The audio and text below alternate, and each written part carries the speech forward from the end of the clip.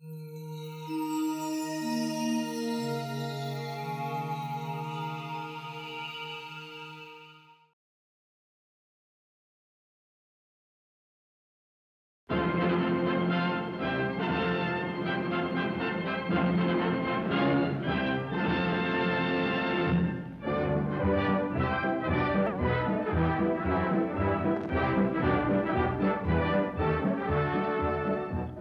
song and folklore, we know of the Irish as a gay people of smiling eyes.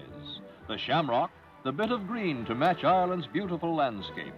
Yet as famed as their charm and poetry and prose is the tragedy of their history. From the time of Henry II and the Normans, the ancestors of the modern Republic of Ireland had been in rebellion against the English. Today, the flag of Ayr flies proudly as the proclaiming of the Irish Free State, January 15th, 1922, is recalled. And at medieval Blarney Castle in County Cork, steeped in legend and tradition, there are those who climb its tower to kiss the Blarney Stone.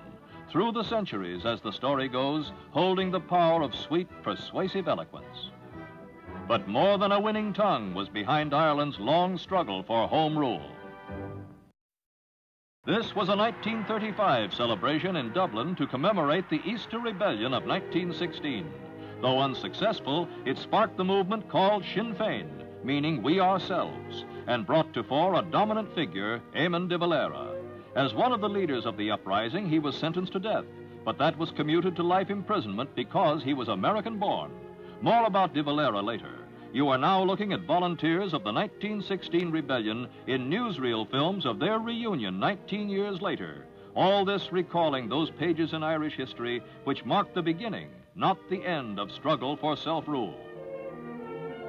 Here is the old Irish prison where the English sent de Valera in 1918, and which he revisited long years later, the smiling Colleen and de Valera himself sharply in contrast with grim early days. The Irish political leader retraced his avenue of escape in 1919. He was a wanted man whom the British did not tame when they released him from his life term under the general amnesty of 1917. De Valera was arrested for a third time in 1923, freed a year later, then began his long, so very memorable career in the political forefront of an Ireland which, through stormy years of internal and external politics and wrangling, finally cut its last tie with the British Commonwealth. On the 33rd anniversary of the 1916 Rising, formally proclaimed its independence as a republic. De Valera, New York City born but reared in County Limerick, had twice been Ireland's Prime Minister and the perennial Fianna Fáil Destiny Party stalwart.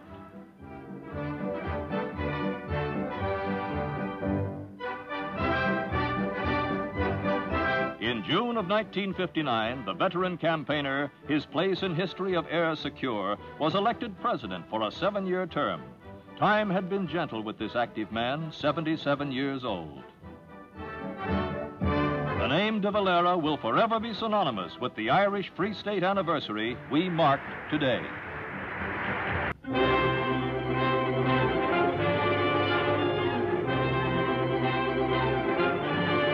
This is a scene out of the past, when the noble experiment held center stage with a run of nearly 14 years. And among leading performers were the enforcement agents who entered from the wings on cue from the Volstead Act and the 18th Amendment, which went into effect January 16, 1920. The job of policing the amendment was not an easy one. Rum runners were nabbed making brazen invasion of U.S. shores with intoxicating liquors. And it became apparent the hard and fast dries had not envisioned the widespread crime and corruption which would rise from Prohibition. While an era of rich gangsters began, the immediate loss in federal tax revenue was $500 million. The pros and cons of Prohibition found loud expression in the halls of Congress.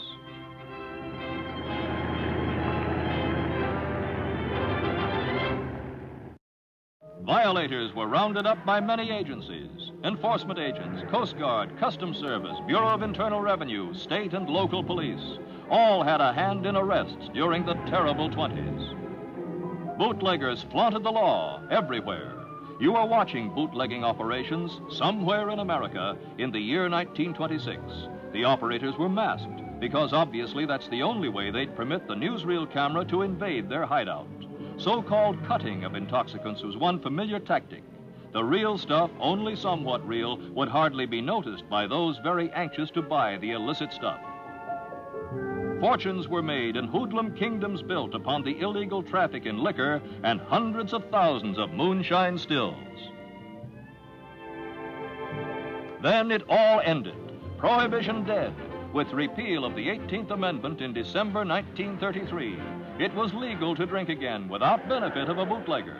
The problem of controlling liquor traffic was turned back to the states. Local option could keep an area dry.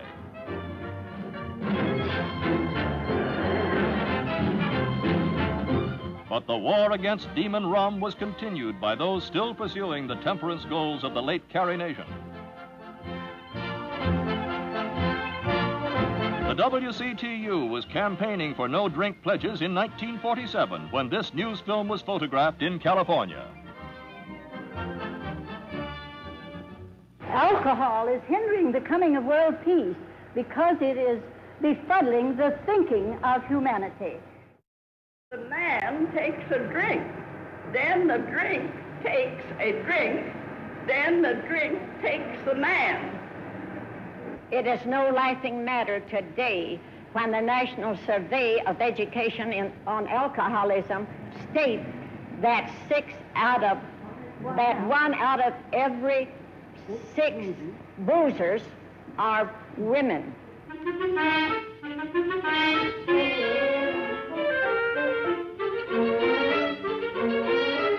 A waterfront garage, Boston headquarters of the Brinks Armored Car Company, was the scene of a daring robbery, largest cash haul in the annals of American crime. On January 17, 1950, the bizarre but carefully planned holdup took place. As reenacted here, the bandits, there were 7 of them, wore fantastic rubber Halloween masks and chauffeurs' caps. They had bound and gagged 5 armed guards and got away with about $1.25 million in cash and more than that amount in checks, money orders, and other securities. Incredible, but a crime so grimly real. 3 of the 5 Brinks guards who were surprised and held helpless at the point of bandits' guns. A first-hand account of 20 nightmarish minutes. I just stepped out of the dispatcher's room to go over and speak to Tom about a route in the morning when I happened to hear a stick 'em up. I looked up quick, and I saw approximately about 7 men with the Halloween masks on, with the chauffeurs' caps and pea coats and blue pants. And I tried to step back a little bit, and he don't move. So I had to look down and see the revolvers looking, so I stopped, lay down. So I laid down where I was. Put your arms behind your back. So I put my arms behind my back, they tied me up, legs too, and the fellow came over and I heard something ripping. He taped my lips, and then he knocked my glasses off. And he says, lay still. So I lay there for about the longest 20 minutes of my life.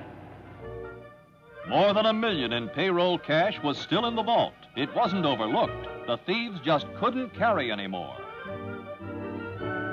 6 years later, in January 1956, the untiring FBI search saw light. In custody were 6 men who were seized in the Boston area. J. Edgar Hoover announced the break in the case, disclosing that a total of 11 men took part in the crime, which was planned for a year. It was almost the perfect crime.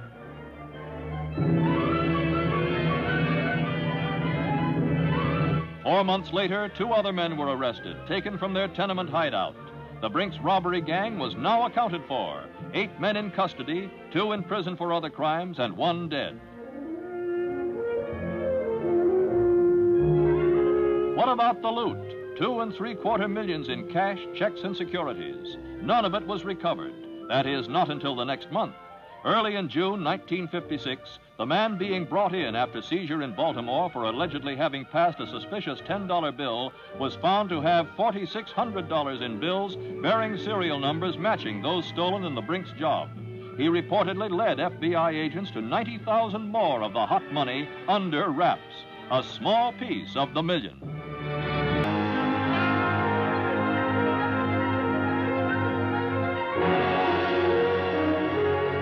Leningrad, second largest city of the Soviet, was founded by Tsar Peter the Great in 1703 as his window to the sea.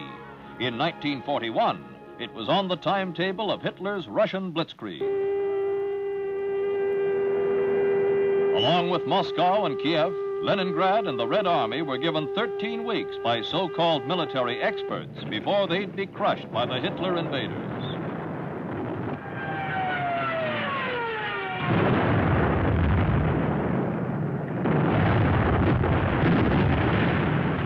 Leningrad held on, withstanding bitter winters and relentless siege.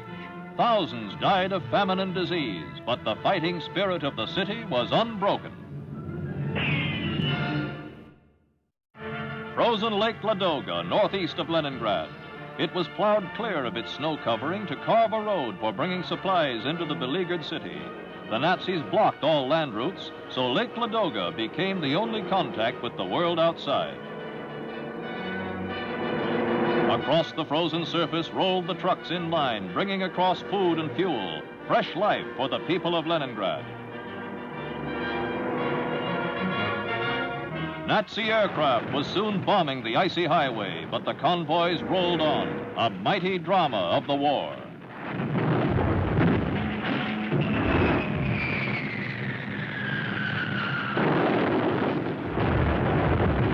The heroism of civilian and military defenders inspired composer Dmitri Shostakovich, who was one of them, to write a symphony noting Leningrad's roaring counterattack.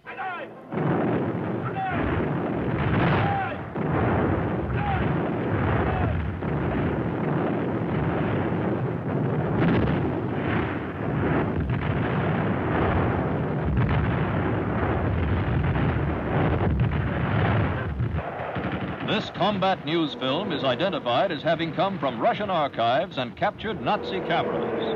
It shows Russian troops breaking through the Nazi fortified line and retaking positions claimed by Hitler's legions in the autumn of 1941. It shows likewise the rout of the vaunted Panzer troopers retreating in a startling reversal of the Blitz. Remarkable war films. On January 18th, 1943, Moscow announced the breaking of the Leningrad siege. And when springtime returned to liberated Leningrad, it was a city where would-be conqueror walked the route of defeat. More than 1,250 prisoners were taken. An historic entry for the Almanac newsreel of this date.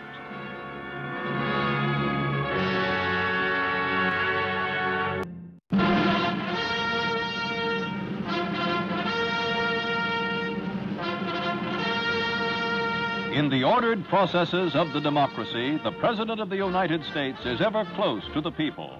And during the administration of President Dwight D. Eisenhower, the ties were drawn even more intimately. This was made possible in Washington January 19, 1955, with the first TV and newsreel sight and sound recording of a presidential news conference. I see we're trying a new experiment this morning. I hope it doesn't prove to be a disturbing influence. I have no announcements. We'll go directly to questions. While cameras grind, the chief executive and the press corps bring many issues into the open.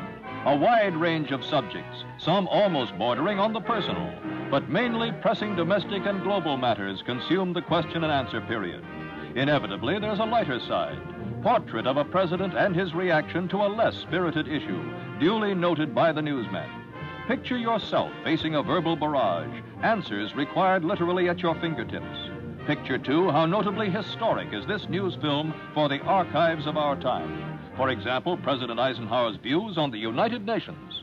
I think I can best sum up my opinion about the need for the United Nations and about its work, about the reasons we should support it in a very short, simple analogy.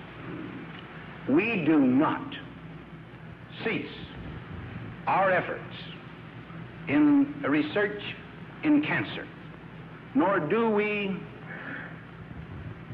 abolish the laboratories in which this research goes on merely because of lack of success. And we have had a tremendous lack of success. Here is a laboratory where nations come together and they explore and they talk. And I am not even going to bother this morning to recite to you some of the good things they have done in the Mideast and elsewhere. They have. But I must say, as long as we have got a forum, regardless of the fact that our opponents do deliberately use it as a propaganda platform. It is a good thing to keep it going, because here is something for which mankind has had a yearning for ever since the dawn of history. And I'm not going to give up in my time on it. The same day, daily TV news film with headline presidential news conference excerpts is relayed into the nation's homes. To let the people see, to let the people know. I confer with the Joint Chiefs of Staff through their chairman several times a week, every week. I am never out of touch with them. Now, I know their opinions, and I know exactly who agrees with me and who doesn't. Now, they are entitled to their opinions, but I have to make the decisions. The first presidential news conference to be filmed by TV and newsreels will be noted by historians in documentation of the Eisenhower administration.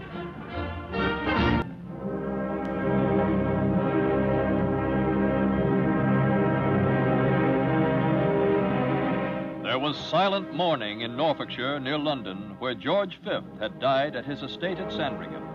The traditional riderless horse was but one symbol of the passing of the King of England, whose 4 sons, 1 daughter, and widow were the principal mourners at his death, January 20th, 1936. In his reign of nearly 26 years, many emperors and kings and minor dynasties had disappeared, but the British monarchy remained secure in Europe and far-flung dominions across the seas. King George V is shown in films from the archives of our times. At his side, Queen Mary, whom he married in 1893 when she was known as Princess Victoria Mary of Teck. He reigned during World War I, a methodical man who kept a personal diary for more than a half-century. As befits a ruler, he was at home in every uniform. But it was the title of Sailor King which perhaps fitted him best. Before becoming heir to the throne, he received naval training, rising to Vice Admiral. It's been recorded he suffered from seasickness. At London, after lying in state at Westminster, the body was borne in a solemn procession. His successor, Edward VIII, renowned as Prince of Wales, walked behind the gun carriage bearing his father, his own rendezvous with history yet to arrive. Kings and princes from Norway, Yugoslavia, Romania, Bulgaria, Denmark, Sweden, Belgium, and more than half of London's millions were in the cavalcade of mourning. A page of history unfolded here before the eyes of a world uneasy at the prospects of strife. The climax of the great procession was to come at historic Windsor, on the right bank of the Thames, 21 miles by rail from London.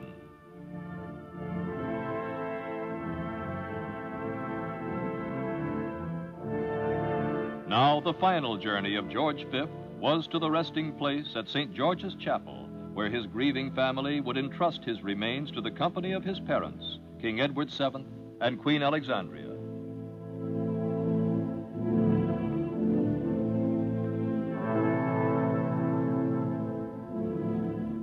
St. George's Chapel is renowned as one of the finest examples of perpendicular architecture in England. The chapel ranks next to Westminster Abbey as a royal mausoleum.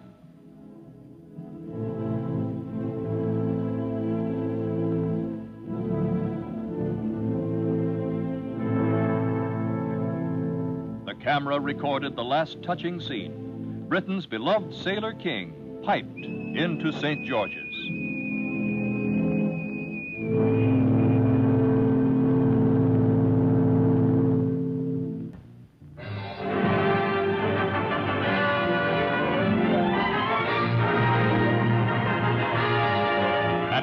Connecticut, a new era of the seas was marked when the nuclear age embraced the submarine. Mrs. Dwight D. Eisenhower did the historic christening honors January 21st, 1954. The world's first atomic-powered submarine, the Nautilus, launched. Her hull streamlined like a fish, for she was designed for her place in the sea, not on it. Creator of the Nautilus was Admiral Hyman G. Rickover, he who insisted that atomic drive was ideal for submarines, that a reactor would fit into a sub's hull and make her the most deadly of all fighting vessels. Thus did 5 years finally bring forth the 3,000-ton, $55 million Nautilus, powered by an atomic reactor that generated heat to run a steam engine. The uranium charge was reported sufficient to send her around the world without a stop.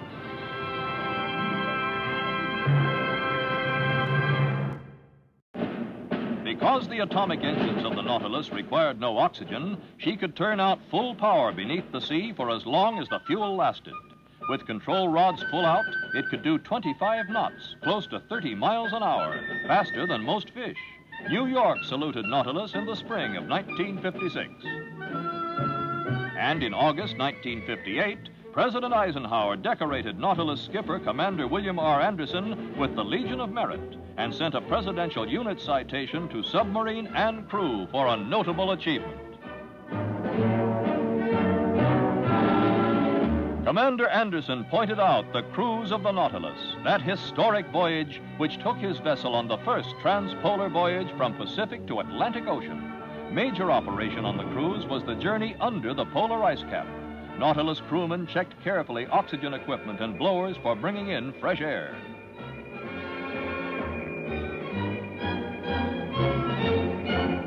In 4 days, Nautilus traveled 1,830 miles across the top of the world, cruising under the Arctic ice cap from the Bering Strait to the Greenland Sea, passing submerged beneath the geographic North Pole. A continuous record of water depth and ice thickness was obtained on the silent, invisible passage beneath polar ice, which on an average was 12 feet thick, with some ridges extending down 50 feet and even farther. All equipment was reported to have functioned perfectly. Aboard the Nautilus, the rigors of cramped quarters and long confinement were reduced, with interior design of comparative luxury, despite space required for the reactor and driving machinery. Special quarters for officers, game rooms for crew, and wherever possible, other conveniences you enjoy at home. Nautilus, first to use atomic power in the depths of the sea.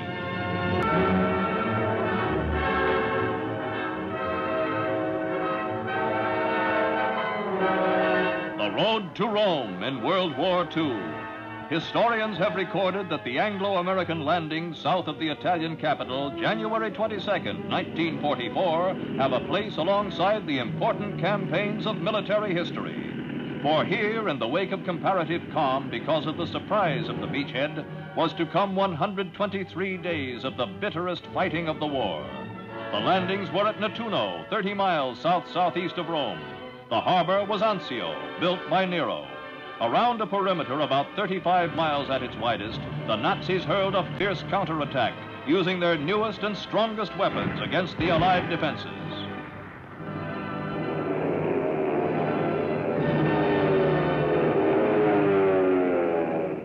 If you read war history, you'll recall that here it was that Germany's Field Marshal Albert Kesselring acted on Hitler's personal orders to lance the abscess that threatened Rome. He rushed 5 crack divisions from southern France and the Balkans to oppose the Nettuno-Anzio advance. In the first days, the Allies had driven from the invasion points to cut the famed Appian Way. But that was only the briefest reprieve before the thunder of counterattack. The enemy did not long remain outmaneuvered and outfoxed. His bombings drove Nettuno families into caves on the outskirts of town. And when Nazi warplanes suddenly appeared,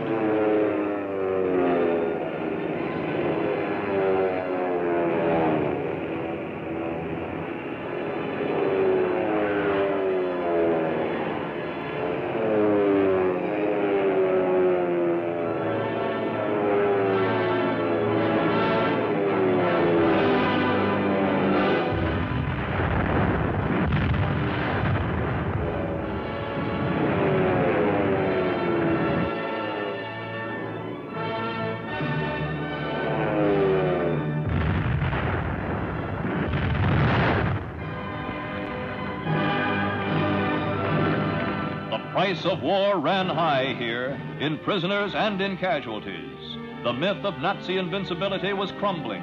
Already, months before, the Axis had been broken with the surrender of Italian forces. Total Allied casualties were 30,000. U.S. losses, 2,800 dead, 11,000 wounded. Hardest hit was the 3rd Infantry Division. Today, in peaceful little Anzio, the sole permanent American military cemetery in Italy holds the remains of 7,419 Americans lost in the Mediterranean theater of operations, enduring reminder of the supreme sacrifice for the preservation of freedom's way.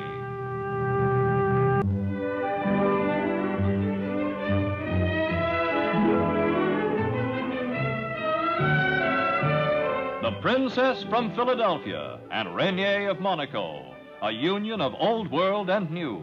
Their marriage had captured the hearts of the romantic everywhere. She, the lovely screen star, Grace Kelly, daughter of a wealthy builder and ex-bricklayer. He, Prince Rainier III, ruler of one of the smallest independent states in Europe. The tiny principality in the French Riviera became an international dateline, winning fame other than for its popular Monte Carlo when Grace wed the prince, and on January 23rd, 1957, gave him their first child, a daughter. The prince appeared before the joyous populace upon the announcement of the birth in Grimaldi Palace. Monaco and the world outside rejoiced. Celebrations into the night. Yachts as though in miniature seen from the high bluffs overlooking the Mediterranean, where the palace itself was aglow and fires burned brightly, all because there was joy this night. A new princess had been born in Monaco. And later, first pictures of Princess Grace with little Princess Caroline Louise Marguerite, photographed by Prince Rainier himself. Hardly perfect pictures, but so very excusable, even as you recall the very first indoor movies you nervously shot of a brand new edition. In March, the christening of the infant before 1,000 guests. Cameras were permitted inside the church, recording the solemn ceremony in sound. Est assise à la droite de Dieu le Père Tout-Puissant, d'où il viendra juger les vivants et les morts. Princess Caroline slept peacefully while this tender page in Monaco's history was recorded. Carolina, ego te battizzo in nomine Patris, et Filii, et Spiritus Sancti. Heiress presumptive to Monaco's throne, the princess would yield precedence to a son of Rainier, and a son was to follow. But for now, it was Princess Caroline's hour, and Monaco's citizens joined in greetings for the happy parents and their firstborn. The camera caught a priceless cameo of Monaco's first family. Watch closely. A mother's arms, cradle for her baby. A father's tender glance at loved ones. Irreplaceable snapshots on film. Interesting sidelight was the ruling by the U.S. State Department that the child of Princess Grace had been born an American as well as a Monegasque, but would lose U.S. nationality if the child did not visit the U.S. before attaining age 23 and remain there at least 5 years.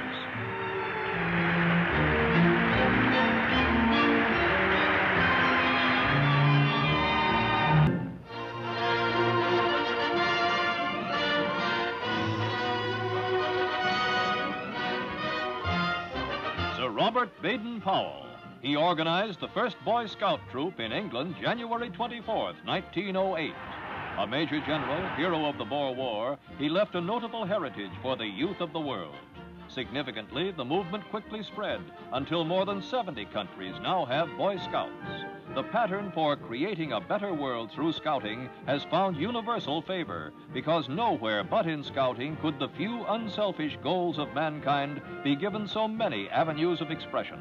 A scout must first be a good citizen. He represents world peace and mutual understanding. Where there is scouting, there is no room for delinquency. Baden-Powell helped give youth pride, distinction, forceful identity. Beginning in 1920, the World Jamboree became one of the important events on the Boy Scout calendar. Many nations have been hosts to the get-together of Scouts, a sort of United Nations under canvas, camping together, working together, exchanging ideas, learning from each other. They uphold the motto that a Scout is a friend to all and a brother to every other Scout.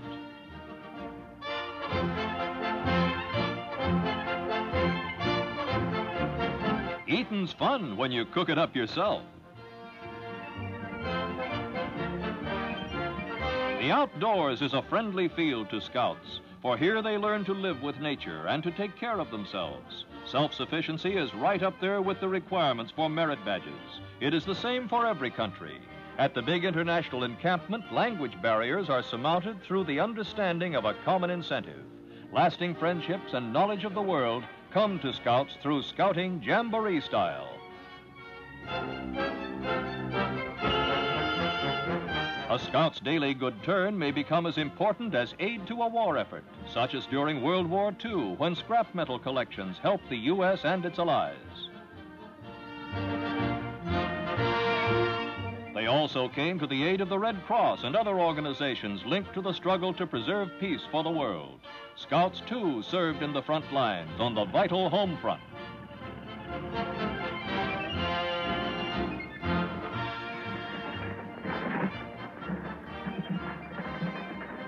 The Boy Scouts of America has a roster near 5 million strong, including its adult membership and Cub Scouts. They know the meaning of liberty, and they practice democracy in action with their every deed.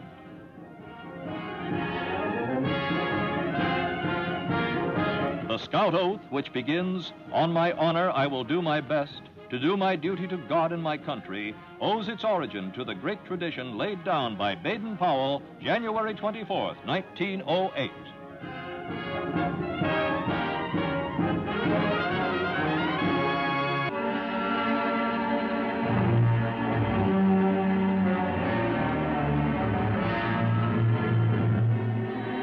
FBI in action in Washington, D.C. An era of crime was brought to a halt by J. Edgar Hoover and his law enforcement agents in the 1930s, which made G-Men and the Federal Bureau of Investigation household names. In the crime detection laboratory was equipment and records which made violators of federal laws the objects of relentless manhunts. Among public enemies was the leader of a kill-crazy bank-robbing gang, John Dillinger. On January 25th, 1934, his undoing began with his capture and jailing at Crown Point, Indiana. He escaped and drove a stolen car across the state line. Leaving this movie house in Chicago, Dillinger found the FBI waiting and was shot to death as he raced into an alley, clawing a pistol from his pocket. An eyewitness gave this vivid account. I was at Barrett's garage, 2424 Lincoln Avenue. I'm a night mechanic there.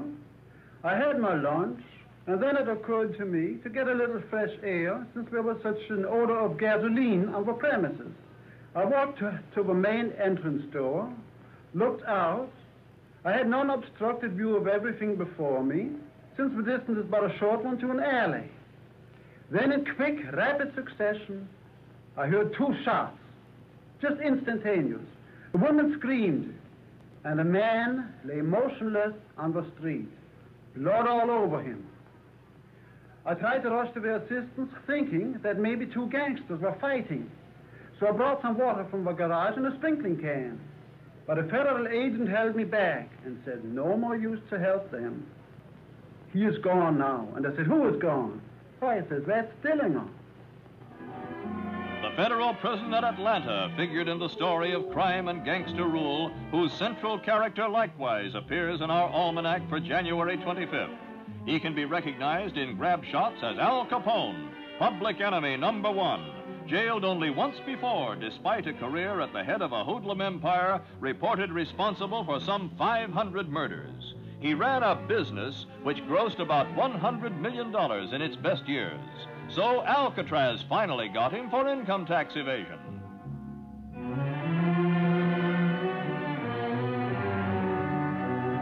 He was released in 1939 and eventually went to his villa on Palm Island, Miami.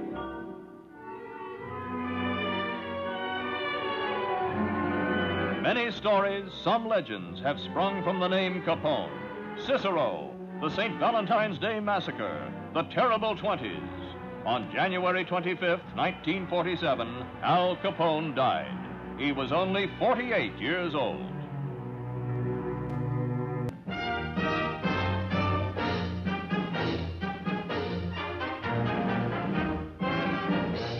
A silent convoy in the U-boat-infested Atlantic was moving on secret orders. Not until safe arrival in port would the world know, and this film released by the War Department. Destination was a northern island port. The time, little more than 6 weeks after Pearl Harbor. Drama of the first American expeditionary force of World War II, vanguard of 8 million Yanks who'd serve overseas in that conflict. On January 26, 1942, the men landed at Belfast. No numbers, units, or composition of the forces were revealed, but they were commanded by Major General Russell P. Hartle of the 34th Infantry Division out of Camp Claiborne, Louisiana. The 34th was to win distinction in Africa, Italy, and Germany. They were a welcome sight, a psychological boost for the free world, which had been reading war news mainly of setbacks in the Pacific and elsewhere. Several thousand troops and equipment were unloaded, and these first units were followed by many more which bivouacked in Northern Ireland. Late winter snows failed to slow up training activities appreciably. There'd be many days like this at the front. Time also for a bit of the lighter side. Newsreel snapshots for the folks back home. And fun for men of the AEF just waiting things out.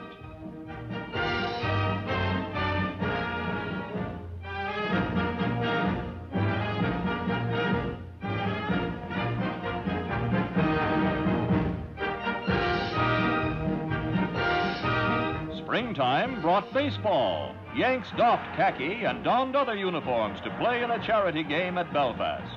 For the first time since World War I, the Irish watched the favorite American sport, and again it made a hit.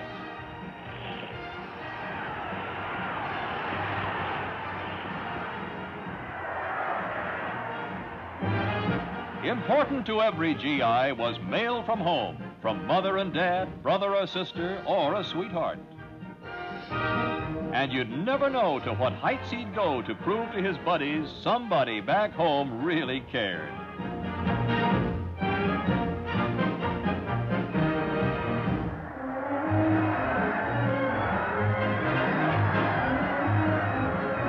A visit by Army Chief of Staff General George C. Marshall was the signal for an impressive review. First big show by the AEF since its arrival. Historic days and great battle lay ahead. Planning and combat and final victory. But today we saluted the first AEF to land in Northern Ireland.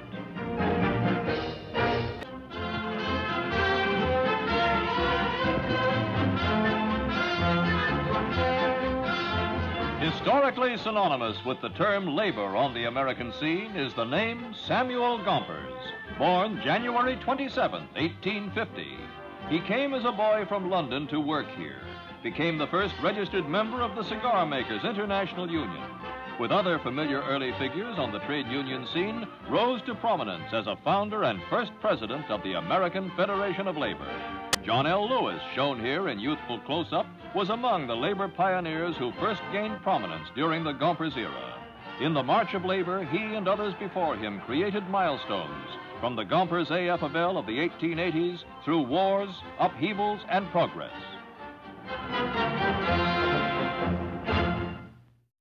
Samuel Gompers, described as the statesman of labor, would have recognized the statesmanship with which the modern labor leaders, George Meany and Walter Reuther, carried through perhaps the second most notable achievement in all labor's history. Listen. On behalf of the Joint Labor Unity Committee, I now declare this founding convention of the American Federation of Labor and Congress of Industrial Organizations in order for business.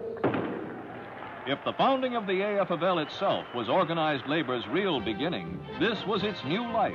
The American Federation of Labor and the Congress of Industrial Organizations finally merged in December 1955.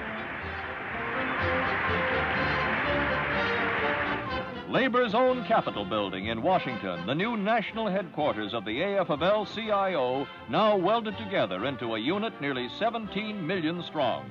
President Eisenhower attended dedication ceremonies in June of 1956. Regardless of my tenure in that house across the square, I express this hope that I shall always be as welcome over here as the men on this platform will be over in my office to discuss anything of mutual interest. That's what labor organizations and government alike must serve the individual and not seek to dominate him. People are what count.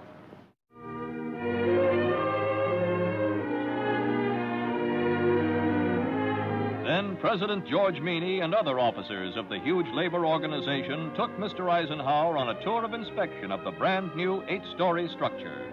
Decorations upon its inner walls included many reminders of the early struggles and triumphs. Enduring tribute to Samuel Gompers, who died in 1924.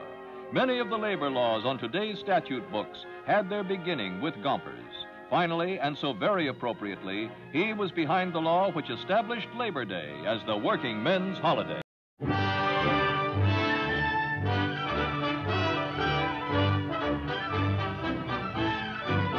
This is the story of one of the great engineering achievements of World War II, even perhaps of the generation. It was the work of earth-moving heroes such as General Lewis A. Pick of the U.S. Army Corps of Engineers, who commanded the project which was to be the lifeline between India and China, the Burma Road, reopened January 28, 1945, and named the Stillwell Road in honor of the former CBI commanding general, renowned as Vinegar Joe, who planned the route to get supplies to China. On its twisting way over the hairpin ridges of mountainous North Burma, the first truck convoy rolled past the fabulous Buddha shrines of Nam Kham, last Japanese stronghold along the route. American-trained Chinese troops marched on the road to join comrades at the front.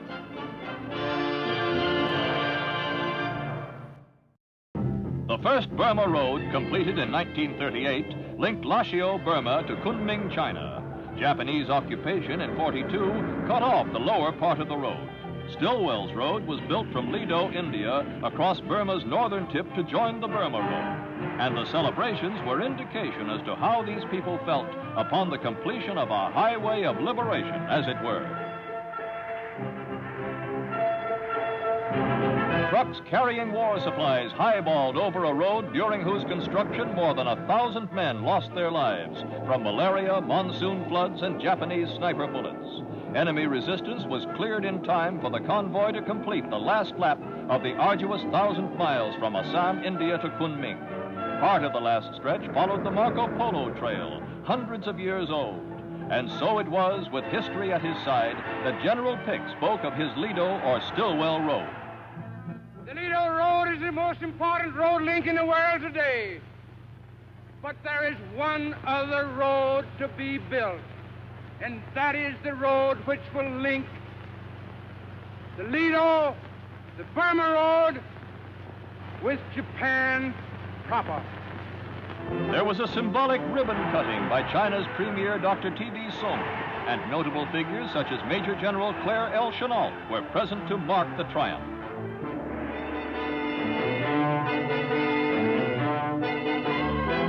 General Pick, Army engineer, enjoyed his most shining hour. His men had carved a road out of earth where there was little or no rock to provide a solid roadbed. And while many military observers pointed out that because it came late in the war, it never realized its full potential, others pointed to its great morale value. A powerful tonic on the spirit of our Army and our people is an exact quote by Generalissimo Chiang Kai-shek upon the completion of the road.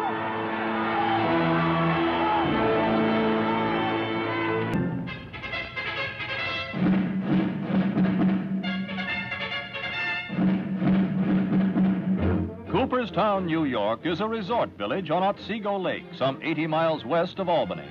James Fenimore Cooper gave it fame with his leather-stocking tales. But in modern Americana, its fame, too, is in its National Baseball Hall of Fame and Museum. At Cooperstown, the first baseball is asserted to have been thrown in a game which gave birth to the great national pastime. From near and far, tourists journey to look upon a distinguished collection of souvenirs of the sport. Balls and bats and uniforms of famous players, pictures of old-time clubs, trophies, lithographs, and paintings. At the head of the honor roll are Ty Cobb, Babe Ruth, Honus Wagner, Christy Mathewson, Walter Johnson. first 5 players elected to baseball's Hall of Fame January 29, 1936. Other baseball immortals followed, their names and likenesses preserved in the museum, beginning with its opening in 1939 in the 100th year of the game. Baseball's popularity in the United States, where it is enjoyed on Sandlot as well as in the Mammoth Stadium, spread to other lands. GIs of World War II brought it to Europe, Asia, and many Pacific islands. But to Americans belonged the great names, the nostalgia. Honus Wagner was present in 1939 at baseball's birthplace, along with Babe Ruth for the centennial celebration.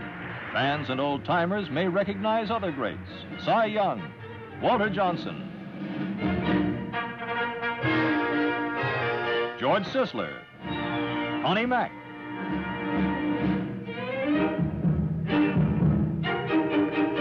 Commissioner Landis, Tris Speaker, Eddie Collins, Hy Cobb. Portrait of Abner Doubleday, credited with originating the game, and men in old-time uniforms. In June 1939, there was baseball simulating the past at Cooperstown, where Doubleday had drawn up the rules and laid out the first real playing field. Gentlemen, play ball! The game was something to behold. It was of the 1850 vintage, with a bit of clowning. So what do you say we just watch it for a spell, as though we had been in the stands on that distant yesterday?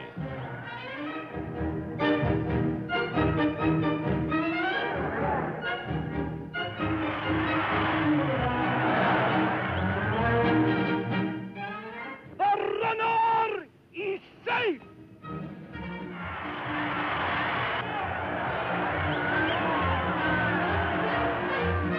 Fun was had by one and all. A lighter hour in a tribute to the national game and its notable figures.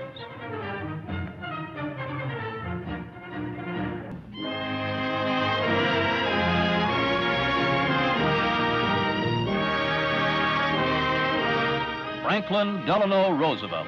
Today, January 30th, we mark the birthday of this noted American who held the presidency longer than any other man. He came into national prominence in World War I as Assistant Secretary of the Navy when in his early 30s. He was vice presidential candidate on the Democratic ticket in the 1920 campaign. Infantile paralysis struck the following year. A man in his prime, he bravely took up the challenge of the crippling scourge. At Warm Springs, Georgia, found swimming and interest in the afflicted helpful in his own fight. In tribute to his dauntless spirit, Americans never thought of him as handicapped. He was elected New York's governor in 1928. By 1932, was Democratic nominee for president. Give me your help not to win votes alone, but to win in this crusade to restore America to its own people. The New Deal was born. Scorning pessimism in the midst of the nation's worst depression, Roosevelt's inaugural, March 4th, 1933, was followed by bold steps to lift the country from despair. Throughout the U.S., there was response to dynamic leadership. Despite cares of state, the Warm Springs Foundation and its little patients remained close to his heart. President's birthday celebrations and then the March of Dimes showed America's tribute to FDR's courage. Milestones. Early in 41, British Prime Minister Winston Churchill received the president's assurance Britain had a friend. The Atlantic Charter, historians called their bond. Then Pearl Harbor. Franklin Roosevelt asked for a declaration of war. He entered a new phase of responsibility as for the second time within a generation, America's manpower rallied to a righteous cause. Milestones. The triumvirate, Churchill, Roosevelt, Stalin, met for the first time at Tehran in November 1943. Roosevelt toured fighting fronts. In Sicily, decorated General Clark in the field. As Commander-in-Chief, visited Nimitz and MacArthur in the Pacific, where he sat in on mapping of military and naval strategy. Then Yalta, early in 45. Again the big three. Victory was at hand. Final victory, which FDR did not live to see. His role in building the United Nations, his eloquence endure. As this prayer for peace. Grant us a common faith that man shall know bread and peace, that he shall know justice and righteousness, freedom and security, an equal opportunity and an equal chance to do his best, not only in our own lands, but throughout the world. Let us march toward the clean world our hands can make. Amen.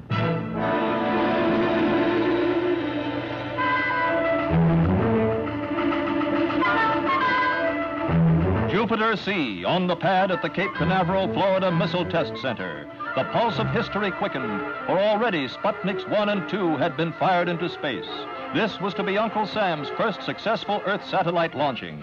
4 stages of rocket power were to carry aloft, upon the pressing of the firing button, a satellite laden with instruments and weighing 30 and 8/10 pounds. Final tension as the upper stages rotated with a meaningful spin. At 10:48 p.m., January 31st, 1958, liftoff for Explorer 1.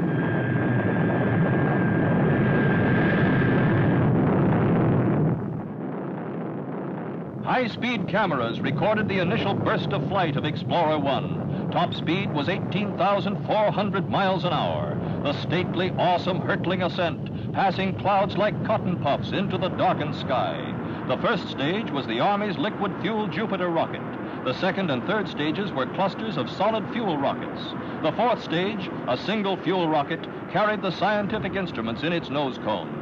The first made in the U.S. moon achieved orbit with its counter for cosmic radiation measuring, its gauges and its radios. A boon to science, a thrilling experience for the man in the street who at last saw America's hopes and prestige soaring high in outer space. Explorer 1's radios revealed significant findings, but vital to the U.S. was that its satellite was credited with possibly the most important discovery of the International Geophysical Year. It actually reported the first of the radiation belts which surround the Earth in outer space. Our time has seen the moon become the target of man. Cosmic dust and gases and meteors notwithstanding, the hand of progress has pushed the space adventurer from the realm of the telescope into daring exploration, when man's space flight became no longer a wide-eyed dream. And with satellites orbiting the sun a reality, lunar probes went full speed ahead. Russia landed a lunar probe on the surface of the moon in September '59. Next, a satellite which passed on the never-before-seen far side of the moon in an orbit around both Earth and moon. The rocket, which dates back centuries to the crude contraptions of the Chinese warlords, has been blazing a mighty trail toward the limitless reaches of space. Newest sight in an ever-new and changing world, the mighty spectacle of escape from the Earth to probe what lies beyond its field. Never before had man accepted a greater challenge, to seek his destiny among the stars and planets.